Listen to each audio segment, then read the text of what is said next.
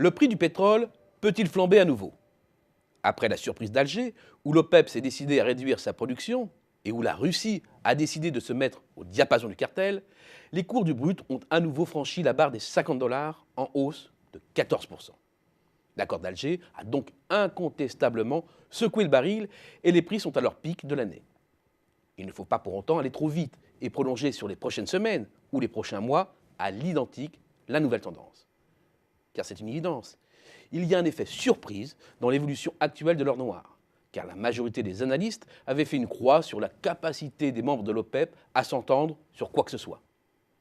Mais une fois l'effet surprise passé, que reste-t-il? L'accord. Mais c'est simplement un accord de principe sur une baisse de la production qui serait ramenée entre 32,5 et 33 millions de barils jour contre 33,2 aujourd'hui. Mais le plus dur reste à faire. Il faut maintenant déterminer, c'est prévu le 30 novembre prochain à Vienne, la contribution de chacun des pays membres à la baisse de la production. Mais faisons un pari. 1. Celui d'une issue positive. 2. Que les membres de l'OPEP respectent leurs quotas. C'est un pari audacieux. Mais même réussi, il ne change pas les fondamentaux d'un marché marqué par une offre excédentaire d'un peu plus d'1 million de barils jour. L'accord d'Alger prévoit une réduction de la production comprise entre 200 000 et 700 000 barils. Au mieux, l'action de l'OPEP épongerait donc 61% des excédents mondiaux. Et encore, c'est faire l'impasse sur la révolution des gaz et pétrole de schiste et un marché passé entre les mains des Américains. Certes, avec la chute des prix, l'offre américaine s'est contractée d'environ 1,1 million de barils. Mais elle s'est stabilisée depuis plusieurs semaines maintenant.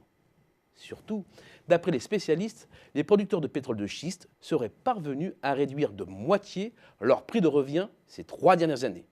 Et dès que le baril dépassera durablement les 50 dollars, le nombre d'installations de forage ira crescendo, empêchant au cours de s'échapper. En outre, aucun sursaut de la consommation mondiale n'est anticipé.